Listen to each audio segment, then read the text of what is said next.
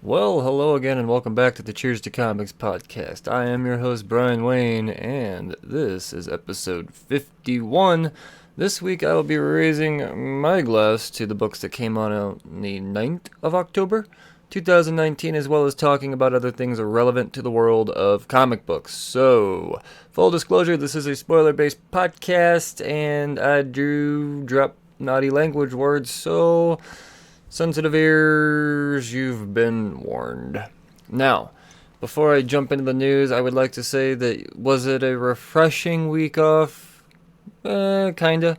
Not really. Not really. I missed you. I did, even though I put out 2 episodes, and if you didn't get your episode 51 fix like you thought you were going to, I didn't really give you much of a warning because I knew that you had Batman Who Laughs to enjoy. That was a hell of a trade negotiation, so I'm mighty fucking proud of that one. So go back and visit that one if you haven't. That's how I gave you your Cheers to Comics fix last week. But alas, the show goes on, and you're gonna get me for another 50 some fucking weeks straight before I miss out on you again. So, oh yeah, all right. News. Not a whole lot of news. I guess I did skip a big news week with it being New York Comic Con and all, but look at me saving my vocal cords. Just one little thing I'm gonna announce. It's a pushback. Batman Last Night on Earth is getting pushed back 5 weeks, and it's been speculated that we have Todd McFarlane to blame. And that's because Capullo is working on some special Spawn shit. So yeah, no, I'm not mad at him. I'm okay with that. We got plenty of Black Label stuff to hold us over in the meantime. And, Last Night on Earth isn't particularly, I wouldn't say it's my cup of tea, but it's nothing that I'm super, super anxious about. It's not a priority of mine by any means. I'll enjoy it when it comes out, but I'm not upset. Not upset. So, yeah, not a whole lot of news. Not much at all. Let's jump into overviews. Just like I normally do, I'm going to be starting with indies. This week, Oliver is how I'm going to be starting. From Image Comics, we have Gary Whitta and Derek Robertson. Robertson did the cover. Now, this book has been on a bit of a hiatus, and I was actually beginning to question whether or not this was actually canceled, because, frankly, it's just too good to be fucking canceled. It's awesome. I love this book. It is a dystopian take on the Dickens story, Oliver Twist. And I usually when a book goes that long in between issues, I have to wonder, well, shit. Am I going to have to go back and read all that stuff to remember what the fuck's going on? No, because of how well the story was told, I very easily was able to jump right back in like nothing even happened. And we jump right into this. Action, violence, and all of that stuff. So we got Prospero confronting the military, and the military's after Oliver, who is a hybrid, and hybrids are banned in this new future. They're abominations, if you will, and frankly a threat to all of mankind. So Prospero is this father figure that took in Oliver, and now he's there to fight for him. Well, Oliver is, well, he's more of a distraction, is what he is, while Oliver takes off. But Oliver is a badass fighter on his own. So the one of the main officers, they never really give this officer a title, other than the fact that he works for Lord Fleming. And Lord Fleming is the motherfucker that really made the rule about, hybrids being illegal and a threat and all of this stuff. So, anyway, with this officer, he's fucking up Prospero. And more than anything, it's not really him that's fucking up. He sticks his dog on him, and it's this robot fucking beast of a dog. And from the first initial glimpse, you're like, oh, that's a cool fucking badass dog. And then he's like, come here, boy. And he comes running at him, and you see that, like, fucking creepy other half. It's like if Two-Face were a dog. That kind of is what I got out of it. Yeah. Oh, fucking good. Fucking good. Makes you not want to like or not want to hate that beast dog that just fucked up Prospero. So regardless, Prospero's down. He's bleeding out, and this officer, they get to Oliver. Actually, Oliver's making his way to Prospero because Oliver's more than capable. Like I said. He's there to check up, and shows up, sees a bleeding out Prospero, and yeah, him and that officer have it out. And it's not nearly as easy for Oliver against this officer as it has been for anybody else that he's tried to fuck up. And as a matter of fact, Oliver goes down, and the officer just kind of fucking leaves him there. He goes, yeah, no, nature will take its course. And by nature, it just means that not necessarily nature. They're not in nature at all in the middle of a fucking city. But Oliver, being the badass he is, he's able to pick up the bleeding out Prospero and hauls him off to some sort of safe haven of some sort. I wouldn't call it a safe haven, but a place of rest, I guess. And as he's laying there, he's breathing his last dying words, and he asks for forgiveness. And Oliver's like, "Well, yeah, I forgive you." He's like, "No, forgive your mom, bro. Forgive your mom, because she left you. And yeah, don't do that. Don't be a dick." And then he dies. Prospero's dead. This character that, has been someone that we've grown to know through 3 3/4 issues. Yeah, bye-bye.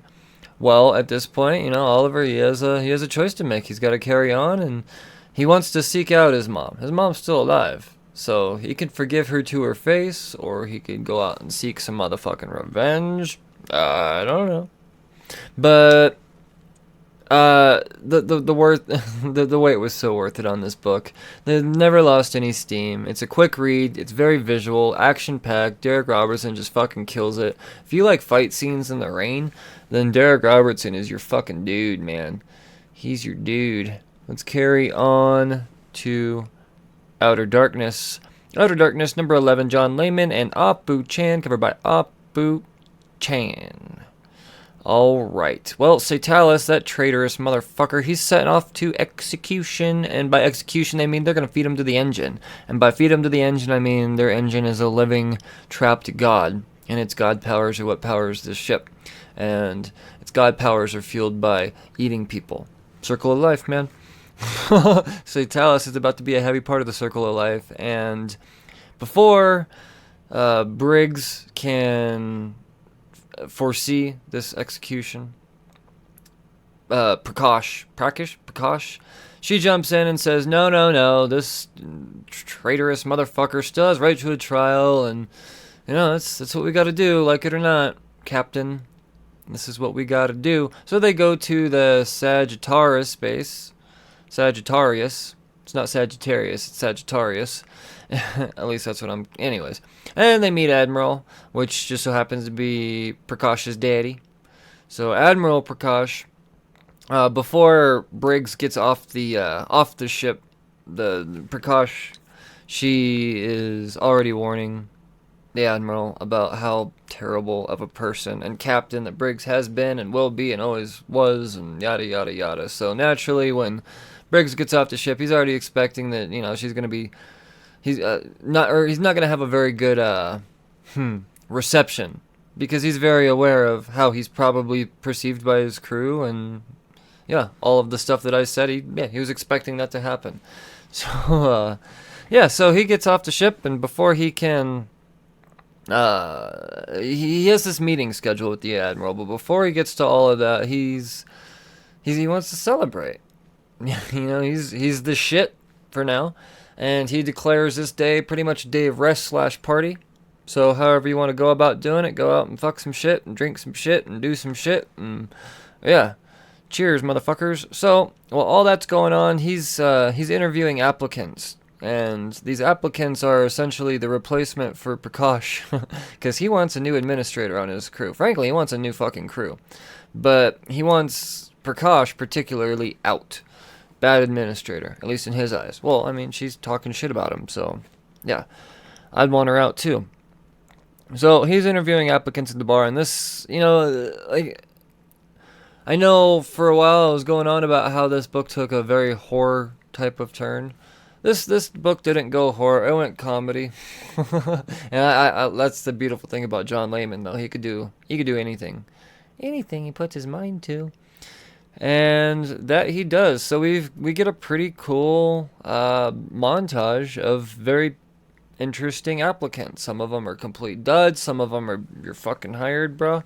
And that's all stuff that you're really going to have to read for yourself, because I couldn't do the comedy any justice in any of that. So, yeah, you're going to have to read Hour of Darkness number 11. But there's more. When he does have that meeting with the Admiral gives him, essentially the meeting is just another mission. And he gives him the mission and says, you need to go retrieve Frikashi Mirir. I think that's how you say it. I don't know. I'm not used to those letters being one and after each other. But anyways, essentially this Frikashi feller, he is Alexander the Great, Jesus, Einstein, Zeus, and so many others like that in that realm of greatness, all rolled into one. So he's important, is what they're trying to say. Like Jesus important. So, yeah, fucking Briggs says, you know what? Sure, I'll take your mission. Bam! Sucker punches the Admiral, and he wants to steal the starship. Yeah. And the starship being the Sagittarius base, I believe. So I believe the base is, yeah, I don't fucking know. But Briggs, he ain't taking no more orders from no one anymore. I dig it. I like the there's a lot that I like about this, to be honest, and who cares what I fucking like. There's tons to like. You learn to like it on your own. Go out and read it. It's good. It's got everything. Comedy. This one didn't have horror, but the series has horror, so what more could you want? Let's keep it going with the indies. We've got Reaver, number 4. Justin Jordan, Rebecca Isaacs, and Alex Guillamares. I'm gonna say it wrong every time. I got the Becky Cloonan cover again. So, where we left off last time, the team, they infiltrated this city. Yeah. I don't remember the name of the city, but it was left in ruins because they burned the motherfucker down. Because that's what they do. But they had to retrieve one of the guards that had knowledge, and they brought that knowledgeable guard, and they ate his fucking brain. So, and that's where we pick up, is them biting it, or at least, I don't know the character's name. She's the bald one that's running shit. As good as this series is, I wish there was a little bit of more name usage. So that's really my only gripe with this book, is just a little more name usage. But anyways, so yeah, the brain is eaten, the knowledge is consumed. We now know how to get to Anvil and how to get in, and all the, anything we need to know about Anvil that this guard knew, they now know, or at least this one lady does. So, before they get to all that, we do get a bit of an Essen Breaker backstory. And Essen Breaker has become my favorite character. He's the big mongoloid motherfucker, the big barbarian dude. He's just badass. And, so, yeah, he claims, he's cool with going to Anvil because there's a debt that he has owed there. And, yeah, I'm not going to get too far into the backstory. Just know that there is a backstory. Once again, you're going to have to read it for yourself. And yeah, so that's his whole motive to get to Anvil. Besides the fact that he's poisoned, and if he doesn't go, he's gonna die. But he has a little bit of extra motivation. So when they get to Anvil, they're confronted by guards at the gate, and who is it? Captain Caban, whatever the fuck his name is. He's knowledgeable with their passcodes and their laws, and he's able to, when the guards quiz him and say, hey, what's the standing orders, blah blah blah blah blah, and he can recite paragraph C, section 412-.129, or yeah, and he knows it because that's what he's there for. And well, what they do is he is there under the impression that the rest of this air quote suicide squad, that's what I'm just going to continue to call them, they're acting like they're prisoners, and that's how they're going to get in. They're to be judged, I guess. Well, they get in, and they do their thing. What's her name? Fucking oh shit, Regala, that skin eater bitch, that crazy little bitch. She's the one that's sentenced first, I guess, and they're taken to herself first, and she's able to get out in the way she does, and she has her mission. And her mission is to go free this other chick. Apparently, she's badass too. So yeah, she does her thing. The rest of the team, they're able to slip the chains and do what they do in a manner of comic books. But then, just as everything looks like every, mission's going according to plan, motherfucker Styrian, that motherfucking goddamn pederast son of a bitch, he betrays the team.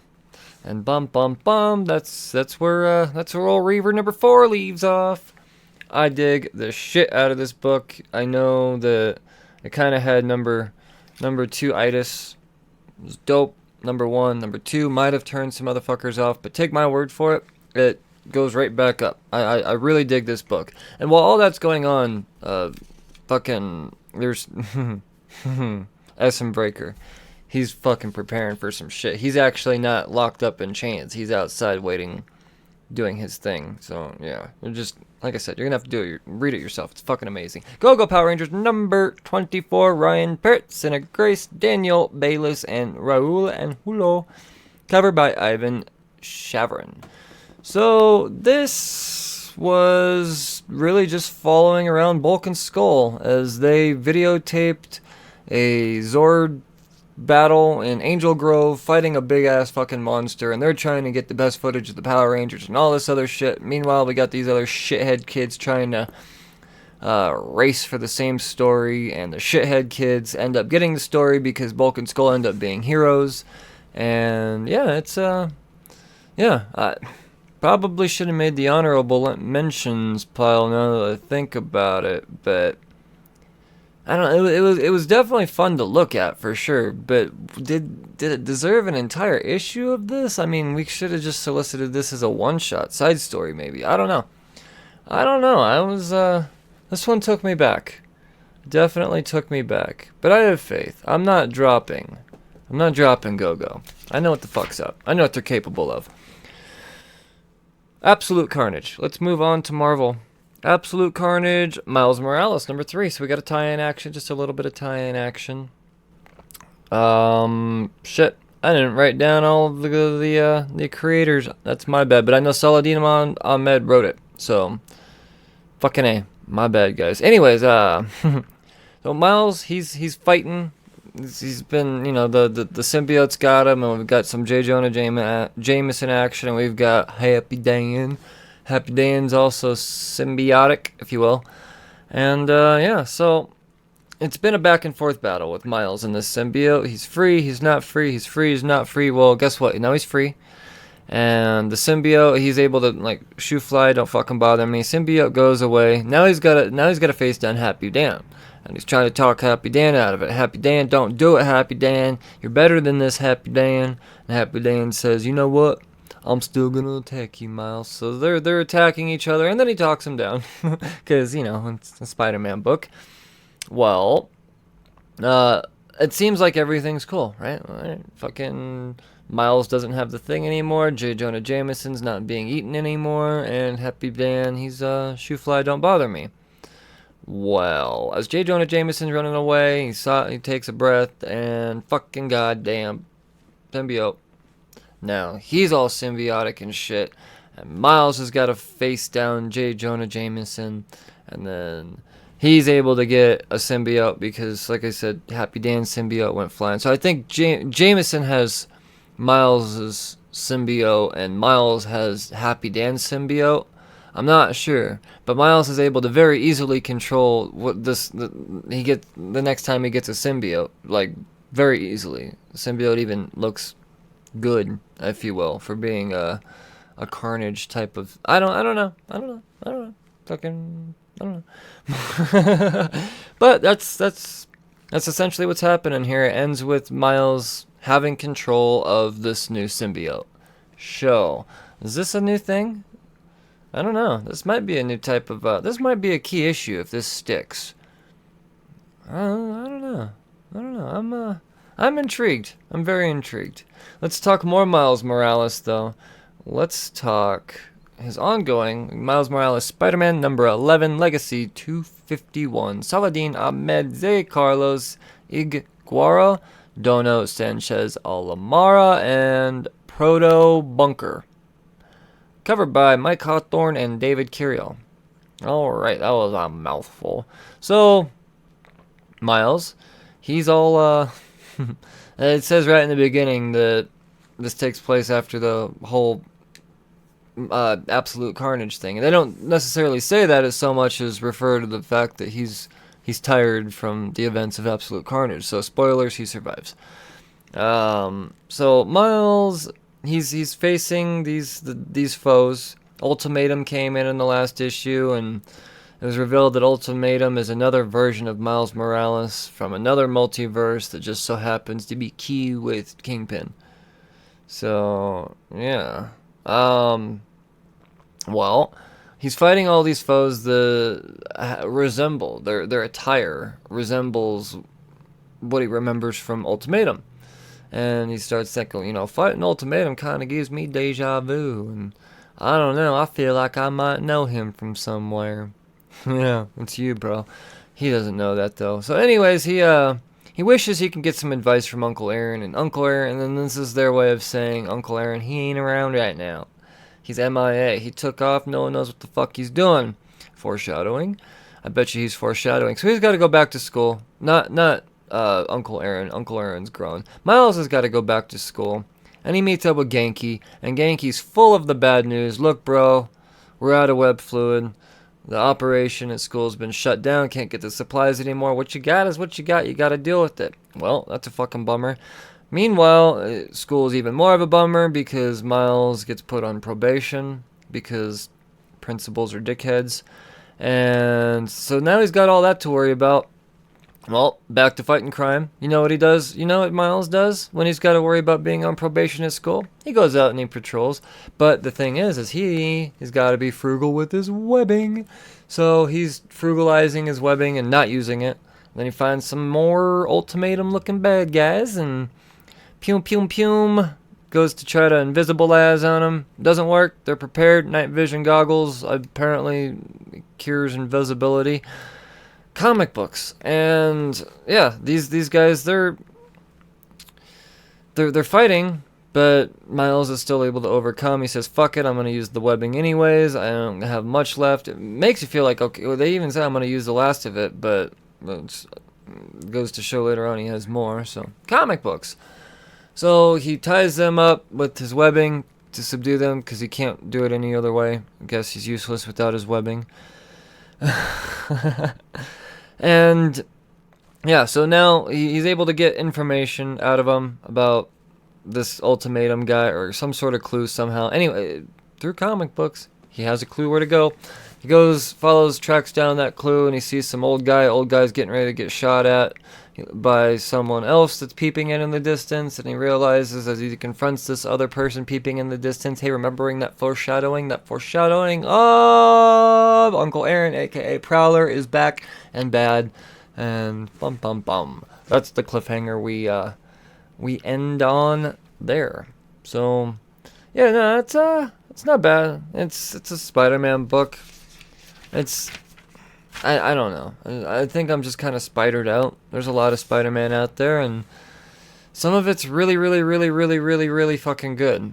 Some of it is just okay, and it gets overshadowed. And, when you realize that just the character Spider-Man alone gets close to $50 a month from me.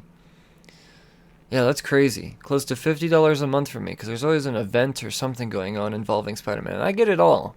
That's for you guys. And yeah, so that's whatever. Sometimes I'm just not overly impressed. That one wasn't overly impressive, but it was a story nevertheless for Miles Morales fans. Doctor Doom #1, Christopher Cantwell, Salvador La Roca, and Guru FX. Cover by ACO. I don't know that word. So this is something that I've been anticipating big time. And, well, I'll be dipped. Here it is. So what's going on here is we got a government agency developing a black hole on the moon. Because that's a good idea. But Doom doesn't agree with that. He doesn't think that's a good idea. Even though it's fucking Reed Richards and Tony Stark helming the project, it's not good enough because Tony's reckless and Reed's something else, or one or the other. I don't fucking know. But Doom doesn't agree, thinks it's a bad idea, but he's gonna watch it all go down anyways. Well, he's in his quarters being Dr. Doom, and Kang arrives, and he's lost like a motherfucker. And yeah, he pretty. That's. I don't totally understand what the point of it is, but through dialogue, they do kind of explain a little bit of it as far as his presence goes and the meaning of it. But more than anything, I think it's just cool to see Kang and Doom just chilling in a fucking office, chilling. But so yeah, all that happens, and then boom, terrorist attack on the Antlion station. That's where the black hole's being developed. Black hole goes up, and boom. Well, the motherfuckers that are claiming this attack on Antlion, or the Antlion station, are holding a Latvian flag. Now, naturally, that's gonna raise some motherfucking eyebrows and point fingers at Dr. Doom. Well, Doom was not involved, and he is visited, regardless, by Union Jack and Agent Zero. So I like how they send in these motherfuckers that 98% of you haven't heard of to go take down Dr. motherfucking Doom. But they do, and they don't. Doom subdues them, but he is more than willing to, or he tells them, look, I'm gonna fuck you guys up, kinda, but I'm turning myself in. I didn't have anything to do with this, and this can't be good. So yeah, I'm fucking, we're cool. And that's that's what happens. He surrenders. Fucking, I'm not sure how I feel about this book. I'm in it. I am in it, but what I say I'm not sure how I feel about it, really all it means is I have no idea where the fuck this is gonna go. Because they very much touch on the fact, they acknowledge the fact that Doom's been a good guy, he's been a big bad guy, and he goes back and forth. And in the beginning of this, it very much seems like he's a bad guy. He's not nice to the news reporter, because he's mocking him when he's asking Doom, how do you feel about this black hole? And the reporter mocks him, and Doom even he sends someone to bring him to him, to bring this reporter to him, and he's there, and he fucking kind of somewhat tortures him and shit, and punishes him for mocking him. So you think, okay, no, we're gonna get a bad Doom book, but then he does a noble thing, and I don't know. I'm in it though. Like I said, I think the art's fucking awesome, and yeah, I don't know. What else is there to say? That's it for Marvel, though. Superman number 16, Brian Michael Bendis, David LaFuente, and Paul Mounts. Covered by Ivan Reis, Joe Prado, and Alex Sinclair. So, Superman has officially, as a title, won me back. I know I was thinking about dropping it for a minute, and then the last issue came out, and I thought, yeah, okay, I'm intrigued with this. This one right here reminded me of why I like Brian Michael Bendis so much. He's a fun writer, man. This is a fun book. So John and Damian reunite. Damian sees John. John's much older. I think, what did he say? Aged 8 years or some shit like that in 3 weeks. And John has to convince him that it's not Kryptonian puberty and all this other stuff. And we get a great moment where Damian throws a fucking batarang, bounces off his head, and John flat out says, his response to the batarang bouncing off of his fucking head is, I'm going to hug you now. And that's the type of book you're getting here. If you don't like funny, feel-good, almost nostalgic feeling type of stories, then I guess this isn't for you. This story, at least this issue, 100% is for someone like myself. So if we share a taste in comics, then yeah, this is all for you. So then we get they're teaming back up again. They go on somewhat of a mission together, and you get the dialogue of them explaining things, or at least mostly John doing the explaining. And he brings up the Legion of Superheroes and that whole invitation, and Damian says, well, I want to fucking go. and John has to explain, well, you weren't really invited, but I could put in a good word for you, and I don't think I'm going to go anyways, because, fucking Super Sons, bro, we're back. Look at us, kicking ass. Well, going back to the Fortress of Solitude after they do a little bit of ass kicking, or at least John goes back to the Fortress of Solitude, says a quick see you later to Damien, and he has a conversation with his daddy. His daddy's Superman, and while they're conversing and about more events and the reuniting of the two and all of that good stuff, Fortress gets an air quote intruder. And it's not an evil intruder. It's just Saturn Girl. Saturn Girl from the year 3000. And she's there and she wants an answer from John. A friendly answer about the invitation to the Legion of Superheroes. And just when you think it's going to be a no, he's very, he says, probably not. I don't think so. But can I get a peek? Can I at least maybe see what it's like? And she gives him a glimpse, and he is all about it. And he joins.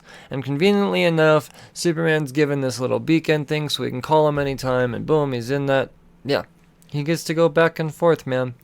I like it. We're gonna have Super Sons again. It seems like we're gonna continue on with Super Sons, and not Legion of Superheroes. I mean, I would imagine, I guess he would have to say yes, because there wouldn't be all this hype around Legion of Superheroes if he was just going to say no. Because he's the tie-in of bringing the Legion of Superheroes into the DC universe, or making them relevant again, so I don't know. Regardless, I dig it. I love this fucking issue so much. It was so good. Superman, who would have thought? Well, it's, like I said, roller coaster, but back at it. Event Leviathan, number 5.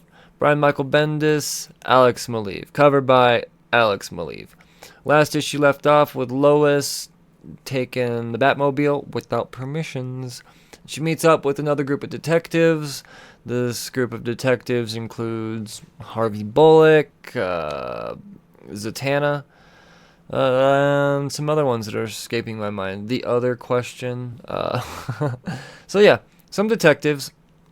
Well, the detectives, however, they kind of flip it around. You think that, okay, we're all going to team up, but they're like, no, Lois, here's the deal, is we're kind of think you might have something to do with this Leviathan thing. She's like, it wasn't fucking me.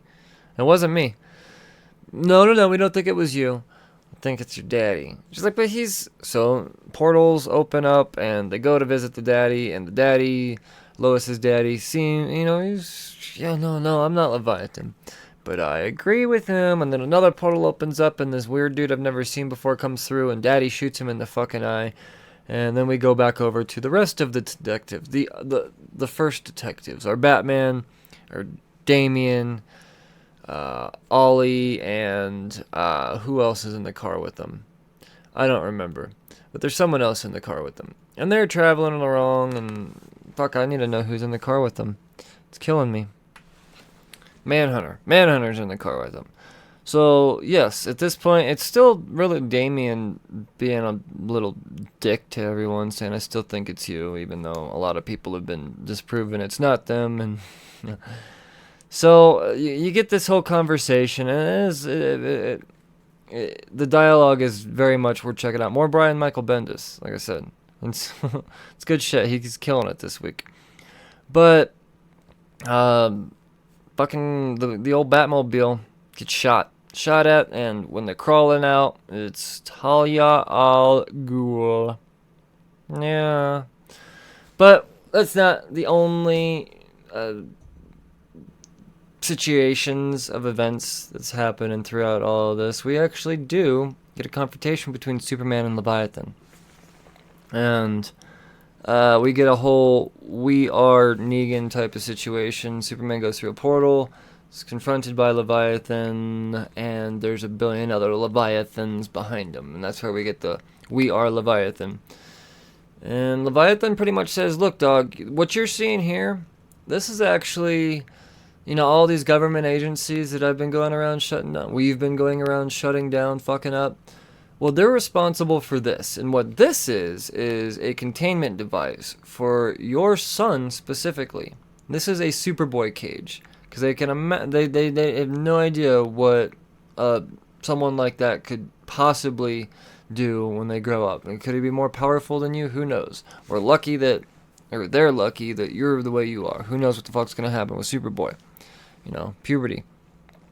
So, really the argument here is we're not here to fuck with you. We're here to help you, Superman. We're here to take some of the load off your back. Why should it all be on you? And Leviathan goes to, even says, and this is not a mask, and we get this whole digitizing thing with the face, and then, that's the little cliffhanger that's left off there, and yeah, next issue, the 6th and final issue, we're gonna get the reveal of who or what Leviathan is. I'm anxious to find out. I've dug this story. I didn't expect I was gonna like it, because I didn't like the way Leviathan was reading for me in Action Comics. Part of the reason I dropped Action Comics was because of that whole Leviathan story. So, yeah, man. Batman's Grave, number 1. Warren motherfucking Ellis, Brian Hitch, Kevin Nolan, Alex Sinclair. Hitch and Sinclair did the cover. Dog.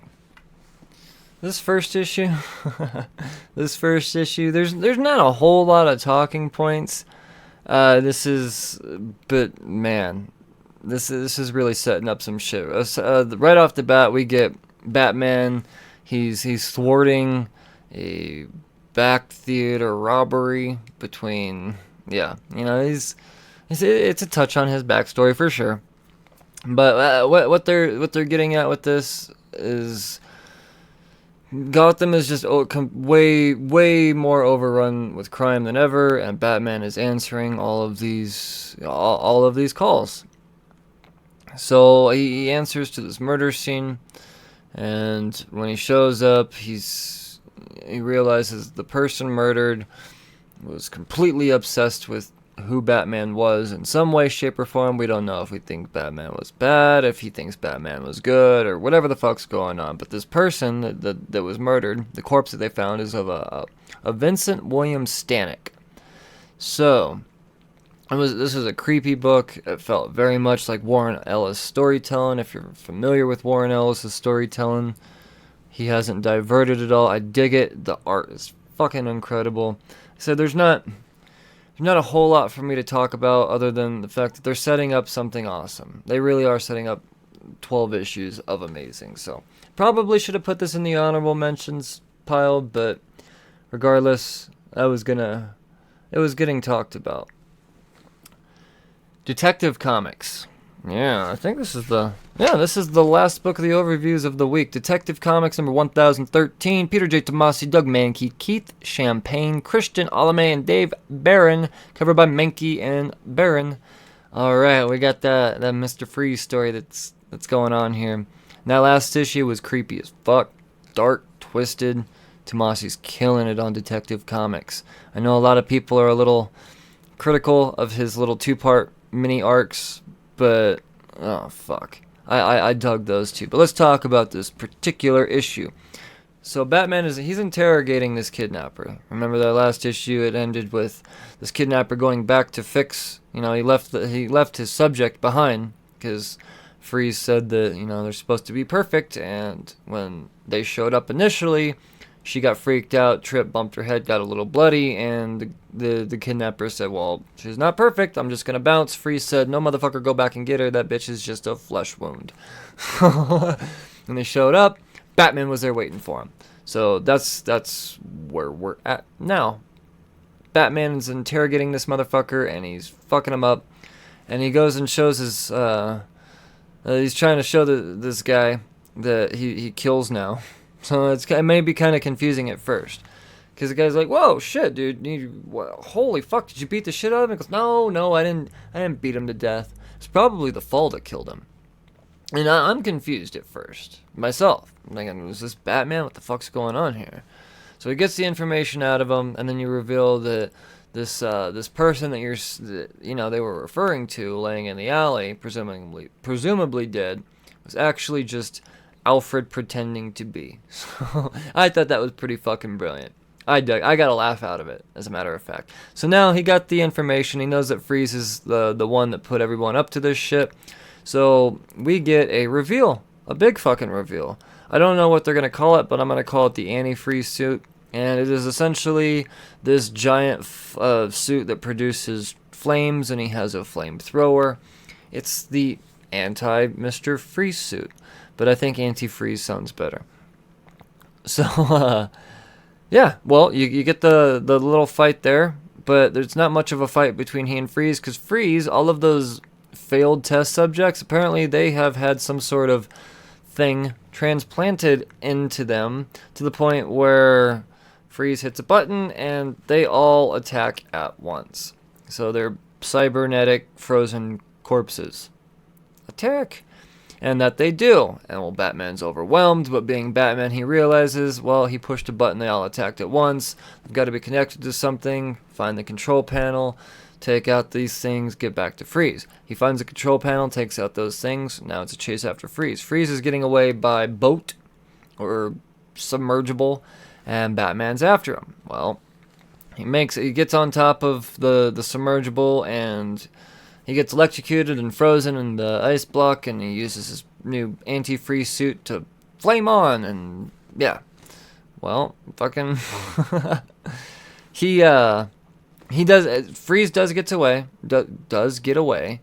So Batman at this point, he goes and he takes the other subjects, all of the kidnappees, the ones that resembled Nora, but weren't Nora. He takes them back to the Batcave, and he's running tests on them. And then we go back over to Mr. Freeze. Mr. Freeze now has Nora, and he thinks that he's figured everything out to be able to revive her, so he thaws her out, and he fucking revives her, man. Mr. Freeze has Nora Freeze back. But the thing is that Nora Freeze's first words aren't so lovey-dovey. Her first words back to, living, are, "No, Freeze." So she seemed like, oddly enough, maybe she was conscious during all of this. I don't fucking know. I don't know, but I dug it, man. I dug the shit out of this. This is a dark book. At least I feel like it's dark. The 1012, issue 1012 may have been a little bit darker, but oh man, I dug it, man. I dug it. That's what I have for overviews. Let's move on to honorable mentions. Now, the honorable mentions, if you're new to the podcast, this is not necessarily stuff that, it just, essentially, it's books that I picked up that didn't make the overviews because there just weren't enough talking points or whatever reason. By no means does that mean it wasn't as good as the books that made the overviews. And this podcast will be the biggest proof out of all of that. And you'll find out why here momentarily. So let's get on to these honorable mentions. We've got Spawn. Spawn 301, the record-breaking issue. I mean, come on. Come on. Admittedly, I need to catch up on Spawn and to go through and read 297 up until now. And I think, from my understanding, there's never been a better time to hop on Spawn. Start at 296, because 296 through 299 wrap up 1 through 295. So, yeah. Spawn, motherfuckers. Congratulations, McFarlane and crew. It's got a hell of a creative team on those interiors, I tell you what. And all of them fucking covers. We'll talk about that soon. From IDW, we've got Cobra Kai and the Karate Kid saga continuing. So I had every intention of bringing this book into the overviews, but the thing is I feel like if I brought it into the overviews, I would have to explain all the shit that's happening in the show. And if you're not watching the show, I mean, this is just not that kind of podcast. This isn't a TV movie podcast. But nevertheless, if you are enjoying that show, then you're going to enjoy this book. It's picking up. It's very, very true to this YouTube series. It's following Johnny. We're getting flashbacks of Johnny as a kid. Johnny now running the Cobra Kai dojo. We've got Hawk, all of his students all up in that motherfucker. So yeah, no, I'm digging it. I'm not exactly sure where in the timeline it takes place as far as the present goes, but and nothing really happens in this book, to be perfectly honest, other than the fact that they're really just setting up and saying, hey, this is what this is. Get used to it. This is you're in it now. So I dig the shit out of it. Ice Cream Man. Normally Ice Cream Man makes the overviews, and once again, this didn't not make the overviews because it was bad by any means. I just couldn't figure out what to talk about it. It's fucking creepy horror book, man. Ice Cream Man continues to be a creepy fucking horror book. So, yeah, not losing any steam at all. Teenage Mutant Ninja Turtles, Urban Legends, number 17. So, it's that book that has already been told up until, like I said, 26. And then it was supposed to go 30. For whatever reason, it was canceled, but now it's going to go the distance. They're retelling it all in color instead of black and white or grayscale, or however it was told originally. And they're going to actually finish out the last 4 issues this time. So, for me, I initially jumped on it. I read the first few issues, and because I'm not a long-time Turtle reader, even though I'm a massive Turtle fan, being a product of the late 80s, I would like to at least say that I have one complete Turtle series. So that's why I've been picking this up, I guess. I will eventually read it all. East of West, number 43. This is apparently the last arc in the series. The series is going to be ending. This is a Hickman joint. I have been told by anyone that's read this book and knows my taste in comics in any way, shape, or form, I've been told this is the perfect book for me. I have yet to read it. I intend on reading it, and knowing that it's going to end in probably under 50 issues gives me reason to believe I'm probably going to be reading it a little more sooner than I initially thought. Because if it was going to go on forever, that whole I'm never going to get caught up type of feeling was going to occur. But now, if it's going to come to an end, then yes, I will eventually feel confident in getting caught up. So, who knows, maybe East of West makes some trade negotiation segments down the road. Speaking of trade negotiations, we have Thumbs, number 5, coming to an end. Now, Thumbs will be featured on the next trade negotiations. That is the goal. And then we're going to have Sean Lewis on here to talk about it. I read the first issue of Thumbs and was just, I couldn't believe what I read. It was so fucking cool. Visually, storytelling wise, and every aspect, it was awesome. And then after reading issue 2, I got through half of it and I thought, you know what, I know this is going just 5 issues. I think this deserves its own show. And that's what's going to happen. So now that it's been 5 months of me waiting to make this announcement of Thumbs getting a trade negotiations episode and Sean Lewis coming on the show. So that's what's going to be happening soon, guys. Yeah. Some DC honorable mentions. Joker Harley, Criminal Sanity. Holy fuck. This book was incredible. Once it was something that I could explain in 30 seconds. I really can, but I really, you're just gonna have to take my word for it, especially visually. Visually, you're not gonna find much better than this. You're really not. This is the top notch fucking interiors in a book for sure. And this is not a love story. Joker's a serial killer. Harley very much wants to catch the fucking Joker. That's why, and that's what's going on in this. It's gruesome. It's twisted. It's fucking good. And it's a Black Label book, so it's not canon, obviously. Oh man, highly recommended. Another honorable mention. You're the Villain, the Joker. Now, if you've listened to this podcast, you know how anti-You're the Villain that I am personally.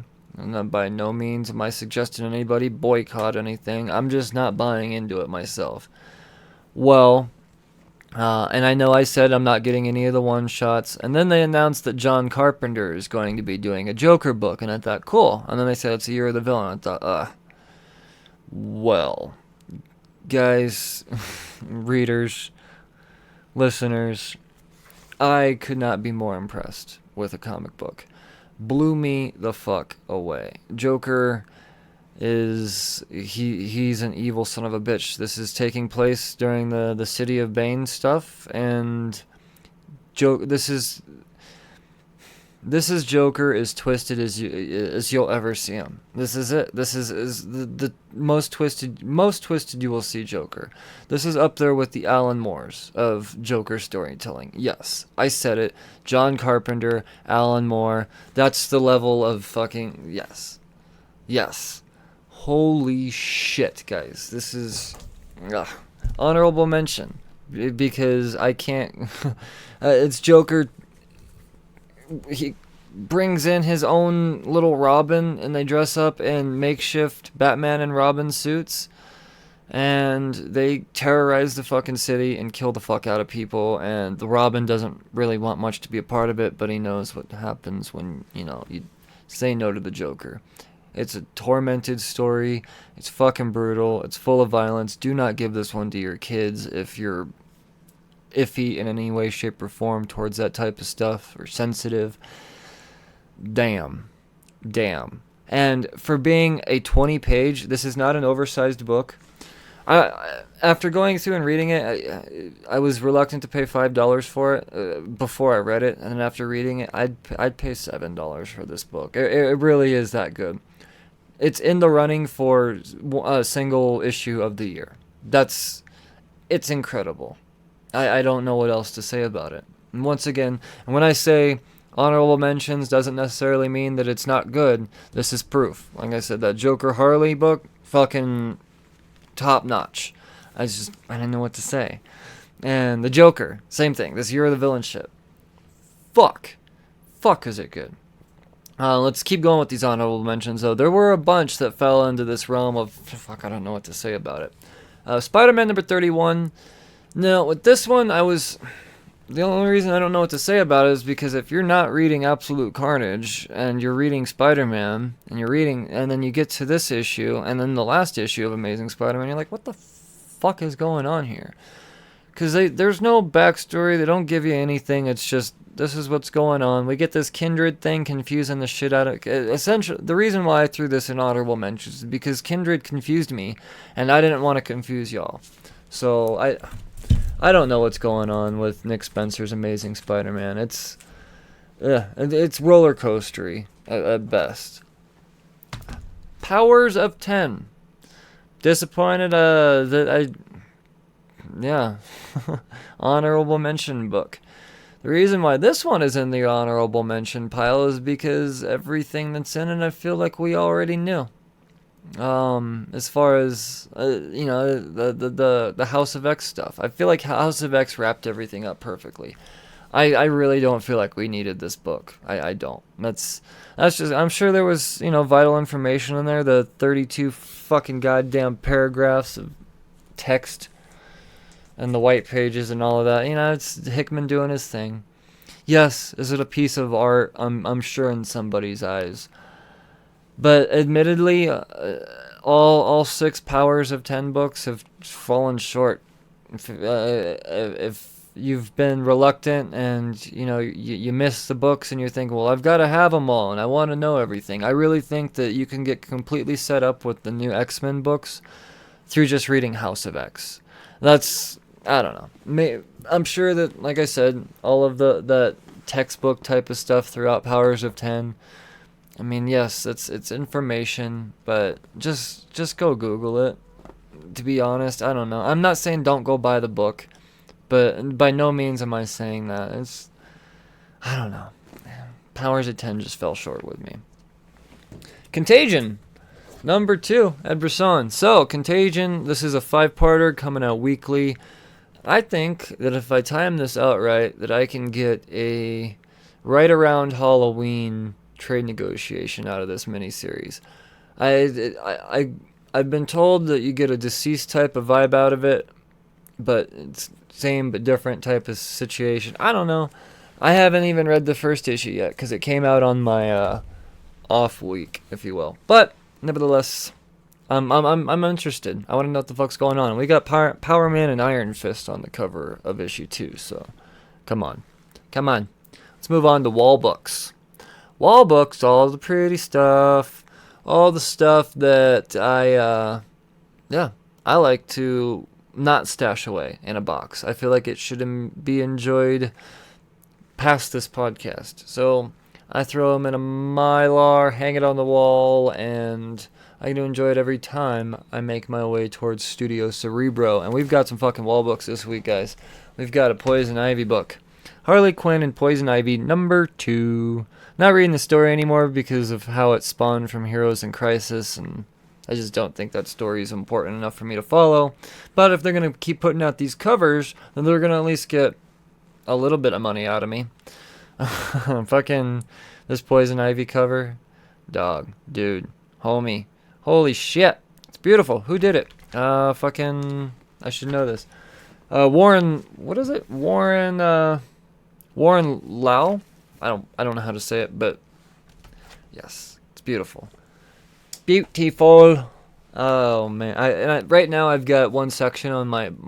I have 3 wall book sections. I have a Francesco Mattina dedicated wall. I have my awesome shit that doesn't necessarily have a theme wall, and then I have another random theme wall. And right now I've decided that I have all of these amazing, beautiful women covers, and that's what my theme is right now. Probably till the end of the year. It's beautiful. And this one, this Poison Ivy cover, it's going to fit in very nicely. The next wall book, however, is not going to go on the lady wall. It's going to go on the other part of the wall. And this is a Tyler Kirkham cover. I got the Detective Comics 1013 variant as well. And this is a deceased variant cover. It's fucking beautiful, man. It's beautiful. It's weird calling a cover like, because if you were to know the cover and see the cover, there's nothing beautiful about it other than the fact that you know how much fucking time and love went into that art.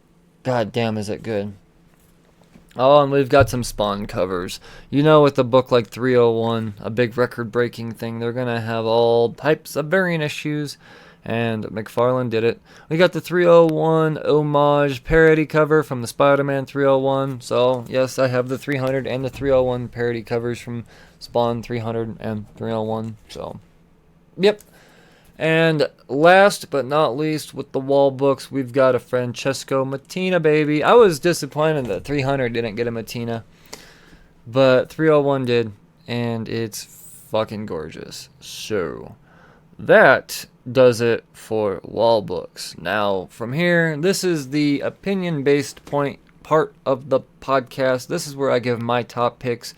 And like I say, I don't necessarily want to look at this as top picks so much as it is extra kudos, my favorites of the week. Yes. Extra kudos are going to begin with the interiors of the week. The interiors of the week are going to go to Joker, Harley, Criminal Insanity. Miko Soyan and Mike Mayhew. That is unbelievable. It's almost like they photographed this whole thing and put a filter over it somehow. Some of these pages, these panels look way too fucking realistic for a comic book. And that's not a bad thing. Sometimes that is a bad thing, but in this particular story, it fits so well. And they go back and forth between the grayscale and the color. Color represents flashback, grayscale represents present time. It's brilliant. It's absolutely brilliant. 2 different art styles all combined into one, and it's oh fuck, man. This is in the running for interiors of the year. It's that fucking good. It is that good.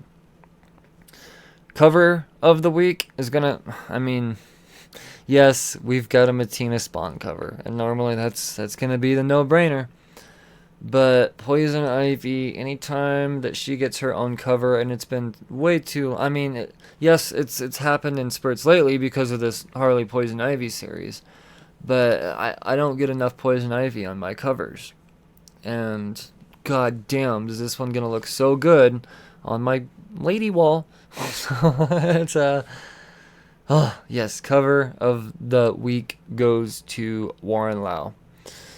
Now, lastly, my overall book of the week. This was a runaway. And it was an honorable mention. The Year of the Villain, Joker. John Carpenter, you, sir, are not just a master of horror and film, but a master of horror and comic books. Yes, this is a horror book. This is the Joker at his creepiest, most just off the fucking god, just unhinged. Joker unhinged. And I would say insane, but the whole premise of this, the moral of this, what it all circles around to is no, he's not insane. He's very fucking aware, and he's just fucking he's a psychopath. That's the difference between being insane and a psychopath. So, yeah, man, it's good shit. Good shit. I'm so glad I picked up that You're the Villain story. It gives me confidence in picking up some other ones. They're just one-shots. It's nothing to really dedicate myself to. It's not a run. I'm going to have to not... Yeah, it's...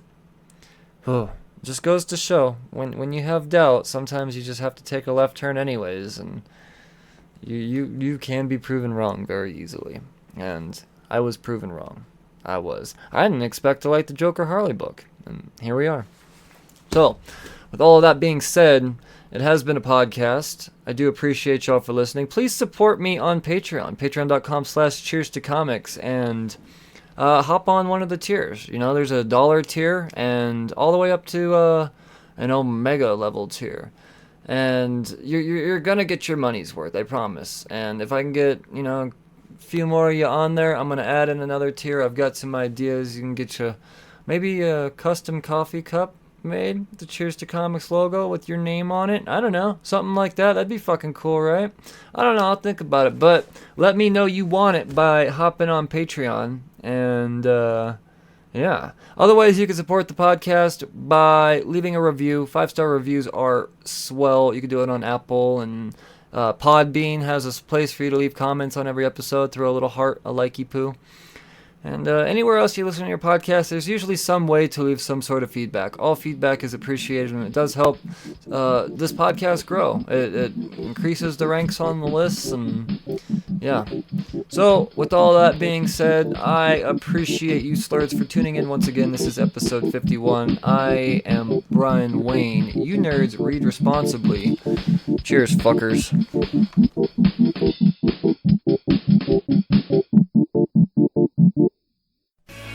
Hey, this is Ken M. Padawan J. Coach Duffy. From the Ocho Duro Parlay Hour podcast.